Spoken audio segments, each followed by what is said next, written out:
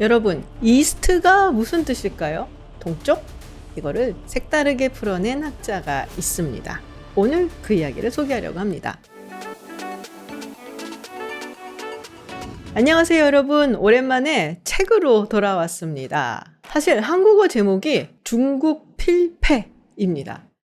정말 도발적이고 자극적인 제목인데요. 원제는 좀 다릅니다. The Rise and Fall of East. 이 책의 저자는 MIT 경영학대학원의 교수로 지내고 있는 황야성 교수입니다. 베이징에서 태어나서 미국에 와서 유학을 하고 박사학위를 받고 그리고 현재는 MIT에서 교수를 하고 있죠. 우리가 경영학과 교수의 책이다라고 한다면 수치라든지 통계라든지 회계 분석이라든지 이런 게 나와서 조금은 좀 드라이하게 읽힐 수 있겠다라는 생각이 드는데요. 그렇지만 이거를 통해서 예전의 역사라든지 그리고 현재의 관계를 풀어내는 방식으로 쓰고 있기 때문에 상당히 쉽게 또 흥미롭게 읽을 수 있습니다. 일단 내용을 보자면은 어떻게 중국이 공산당 독재하에서 이렇게 경제적으로 성장하고 발전할 수가 있었고, 그런데 또 똑같은 이유로 그 성장이 발목을 잡힐 것이다 라는 것을 이야기하고 있죠. 먼저 황야성 교수는 한 국가가 강대국으로 발전함에 있어서 중요한 요소를 두 가지로 보는데요. 하나는 규모, 또 다른 하나는 범위입니다. 규모라고 하면은 영토라든지 인구라든지 이런 물리적인 것도 있지만 통일적인 이념이라든지 사상이라든지 그리고 동질성 같은 것도 포함이 됩니다. 범위라고 한다면은 제가 읽기로는 뭔가 다양성, 포용성을 이야기하는 것이 아닌가라고 생각을 합니다. 예를 들어 민주주의 같은 경우는 하나의 정치나 정당만 있는 것이 아니죠. 다양한 정당이 있고 권력의 중심이 하나가 아니라 여럿이 있다라는 면에서 이 범위에 들어가는 정치 체제라고 할 수 있습니다. 그런데 문제는 이 규모와 범위는 항상 갈등을 할 수밖에 없어요. 그런데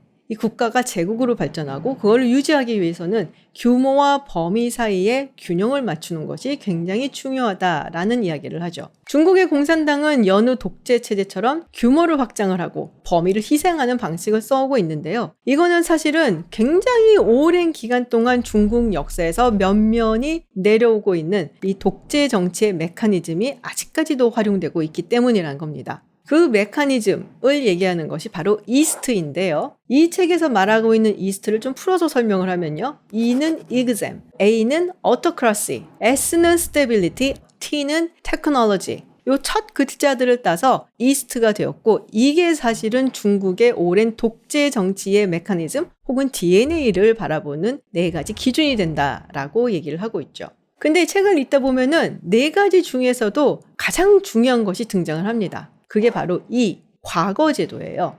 중국을 통일한 최초의 국가, 진시 황제의 진나라입니다. 규모를 확장을 시켰는데 진나라는 이거를 유지할 만한 어떤 정치 시스템을 마련하지 못했다라는 거죠. 그래서 15년도 채 버티지 못하고 진나라는 멸망하게 됩니다. 근데 이 거대한 제국을 통합하고 유지해 줄 수 있는 정치 시스템을 하나 마련을 하게 되는데요. 그게 언제냐? 수나라 때에 들어와서라는 겁니다. 그리고 그 정치 시스템이 바로 과거제도였다는 거예요.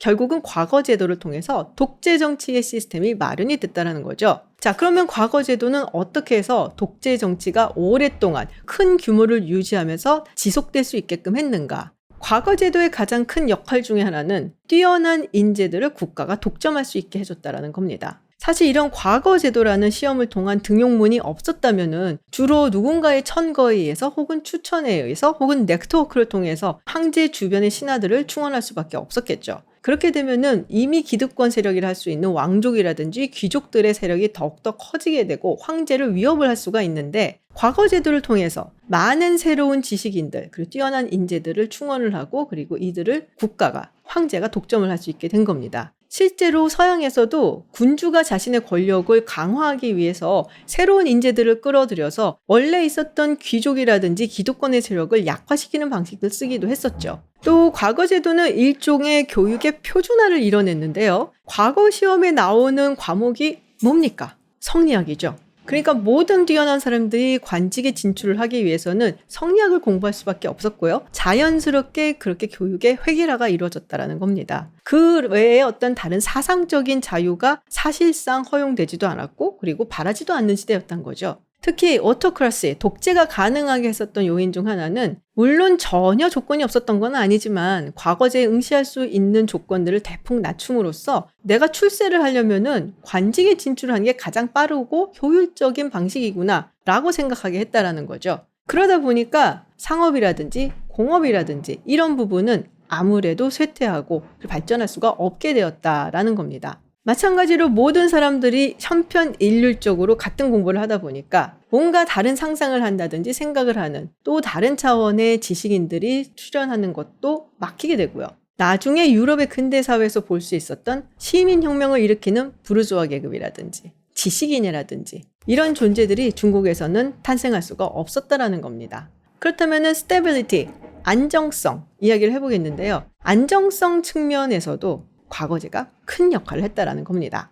과거제에서 주요 과목인 성리학에서 충과 효를 충실히 하라라고 가르치고 있고 이거를 공부한 사람들이니까 당연히 황제에 대해서 불충할 이유가 없게 되고요. 황제는 당연히 충성을 다 바치는 신하들을 포갑적으로 진압할 이유도 없어지게 되는 거죠. 여기서 헨리 8세의 케이스 그리고 만력제의 케이스를 비교해서 이야기를 하는데요. 여러분들 헨리 8세 하면은 다들 아시겠지만 원래 왕비였었던 아라곤의 캐서린과 이혼을 하고 새롭게 사랑에 빠진 엠볼린과 결혼을 하기 위해서 로마 교황청으로부터 빠져나와 자기가 국교의 수장이 되는 영국 성공회를 만든 인물이죠. 근데 당시에 엠볼린과 결혼하겠다라고 얘기를 했을 때 결사 반대하는 신하 그리고 주교들이 있었습니다. 근데 만력제의 경우는 나중에 후궁이 낳은 늑둥이가 너무 예뻐서 얘한테 왕위를 물려주고 싶어서 태자 책풍을 계속해서 미루고 하는 행위를 했다라는 건데요. 신하들이 무슨 의중인지 다 알면서도 그냥 가만히 있었다라는 거죠.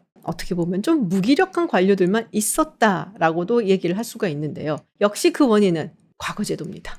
기승전 과거제도요. 중국의 관료들이 어쨌든 이 시험을 통해서 등용이 되고 그리고 성과에 따라서 즉 능력주의에 따라서 승진이 결정이 되기 때문에 사실상 중국의 그 많은 사람들 중에 관직에 오르고 싶어하는 사람들은 너무나 많고 그 중에서도 완전 경쟁이 이루어진다는 거죠. 완전 경쟁이 이루어지면은 관료 개개인들은 이 결정권자인 황제에 비해서 취약해질 수밖에 없습니다. 또 여기서 굉장히 흥미로운 논리로 저자가 소개하는 것이 있는데요. 털록의 저주입니다. 권위주의 정권 그리고 독재 체제는 승계에 있어서의 갈등을 내재하고 있기 때문에 그 수명이 짧을 수밖에 없다. 그렇다면은 독재 체제인 중국 공산당은 어떻게 이 승계의 문제 그리고 털록의 저주를 해결했는가 질문을 해볼 수가 있는데요. 이것이 가능했었던 이유는 마오쩌둥이라든지 덩샤오핑이라든지 이렇게 카리스마 있는 지도자가 끌고 나갔기 때문이다라는 것이 하나의 이유가 될 수가 있고요. 두 번째로는 중국의 군부가 개입을 하지 않았다라는 점도 있고요. 또 하나는 1980년대 이후에 개혁 개방의 바람이 불고 범위가 조금은 넓혀지는 그런 일이 있었기 때문에 독재임에도 불구하고 승계가 스무드하게 이루어질 수 있었다라는 얘기를 합니다. 그리고 마지막으로 사실상 덩샤오핑이 승계 구도의 규칙을 정립을 했다는 것도 큰 역할을 했다는 거죠. 그런데 문제는 시진핑 주석이 그 구도를 깨트리고 지금 장기 집권을 하고 있는 거잖아요. 그렇다면 과연 시진핑은 승계를 무사하게 다음 후계자한테 해줄 수 있을 것인가? 아니, 승계를 할 생각이 있는 것인가? 질문을 해볼 수가 있죠. 자, 마지막은 기술, 테크놀로지입니다. 사실 많은 경제사학자들이 굉장히 미스테리하다라고 이야기를 하는 것 중에 하나가 중국 송나라는 왜 서구처럼 산업혁명으로 이어지지 못했을까입니다. 송나라 당시에 과학기술이라든지 경제적 번성이 어마어마했다라고 알려져 있어요. 당시에 그 어떤 유럽 국가도 송나라를 따라오지 못했다고 하죠. 그야말로 번영의 번영을 누리던 시대였다라고 할 수 있죠. 그런데 황야선 교수는 흥미로운 주장을 하는 게요. 송나라 때의 산업혁명이 멈춘 것으로 우리가 보는 게 아니라 그보다 훨씬 더 뒤로 가서 수나라 6세기 때부터 사실상 중국의 기술 발전은 한계가 있을 수밖에 없었다라고 이야기를 합니다. 그 어떤 시대, 그 어떤 사회에서도 하나의 학문이 독점을 하는 것은 결코 건강하지가 않다라는 건데요. 과거제도가 확립이 되면서 유교 성리학이 하나의 학문으로 독점을 하게 되죠. 이렇게 학문이나 철학이 독점을 하게 되면 그 외에 다른 질문을 할 수가 없게 돼요. 특히 유교 같은 경우는 과거제의 과목이기 때문에 기계적인 암기와 공부에 매몰이 되었다라고 하는데요. 이렇게 되면은 의심을 하고 질문을 하는 회의 능력을 가질 수가 없게 되고, 그리고 논리력, 추론 능력도 떨어질 수밖에 없다는 겁니다. 결국 유교 성리학은 이 사회의 동질화를 위한, 즉 규모를 키우기 위한 학문으로 활용이 되었고, 이것으로 인해서 과학적인 발전이라든지 혁신적인 사고 능력을 키울 수가 없었다라는 겁니다. 그 종합을 해서 얘기를 하자면 이 네 가지 중에 가장 중요한 요소는 과거제이고, 이 과거제를 통해서 중국은 하나의 거대한 독재적 시스템을 마련을 하고 강화를 해왔다는 겁니다. 그렇게 이 독재 체제 하에서 안정이 가능했고, 그리고 모든 인재와 자원을 독점한 국가가 주도를 해서 기술을 발전시켰다는 거죠.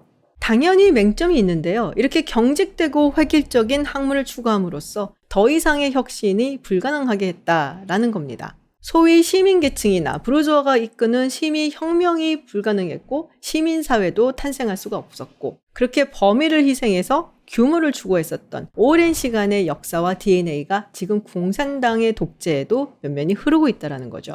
그래도 사실 개혁개방을 통해서 뭔가 범위를 넓혀주는 움직임이 없었던 건 아니라는 거예요. 그러면서 사실 중국의 경제가 더 비약적으로 발전하고 또 기술도 발전할 수가 있었는데, 시진핑 체제가 들어서면서 범위가 계속적으로 좁혀들게 되고 이제는 완전히 닫혀버렸다라는 것이 황여성 교수의 주장입니다. 특히 평화적 권력 이양의 토대를 무너뜨리고 첨단 기술의 민간 부분을 무력화시켰다라는 부분에서 비판을 가하고 있죠. 즉, 규모와 범위 사이에서 균형을 맞추는 게 아니라 극단적으로 규모를 확대를 하고 범위를 묵살하고 희생시키는 방식으로 공산당이 유지를 하려고 한다는 거죠.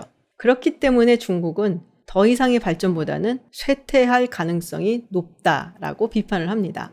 사실 저를 비롯해서 많은 외국의 학자라든지 전문가들이 굉장히 놀랬던 사건이 하나 있는데요. 지난 2020년이었죠. 알리바바 그룹을 키워낸 마윈 회장이 중국의 핀테크 규제에 대해서 맘먹고 쓴소리를 한 적이 있습니다. 공식 석상에서 저런 얘기를 해서 괜찮을라나? 라는 생각을 했었는데, 정말로 그 이후에 마윈 회장이 자취를 감추고, 그리고 결국에는 자기가 만들어낸 기업에서 물러나게 되는 일까지 생겼죠. 그래서 사실상 숙청당했다라는 이야기가 있기도 합니다. 근데 정말 충격적인 게 이 알리바바라는 기업이 세계 최고 거대 기업으로 성장을 할 수 있음에도 불구하고 정치적으로 다른 목소리를 냈다라는 이유 하나만으로 저렇게 쌍을 자를 수가 있다고? 정치가 경제를 앞설 수도 있구나. 그리고 그것이 언젠가는 중국의 발목을 잡을 수도 있다라는 이야기를 그때부터 많은 사람들이 하기 시작을 했죠.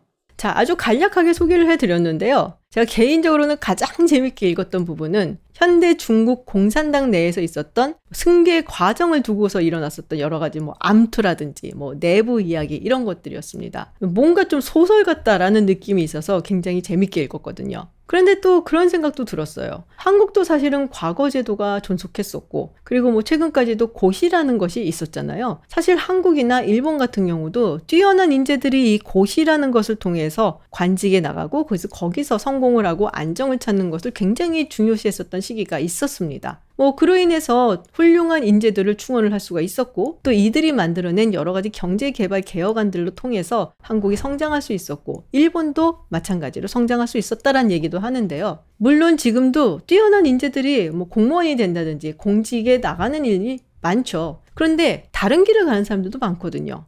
대표적으로 의사가 된다든지 아니면은 스타트업을 만든다든지. 그렇다면은 한국에 있었던 이 과거제도, 그리고 고시까지 있었던 전통은 어떻게 해서 사라지고 바뀌게 되었는가? 이거를 가능하게 했었던 일은 무엇일까? 라는 궁금증도 생겼습니다. 자, 오늘 소개해드린 책, 중국 필패. 제목 자체는 조금 자극적이지만 내용은 굉장히 흥미진진하고, 또 황여성 교수가 아무래도 중국인이다 보니까 아무래도 중국에 대한 애정이 아주 담뿍 담아있고, 그런 이유로 현재 시스템을 비판을 하는 그런 책이라고 보실 수 있습니다. 중국에 대한 관심이 많고 또 중국 역사에 대해서 흥미로운 사실을 알고 싶으신 분들은 한 번쯤 읽어보셔도 좋을 것 같습니다.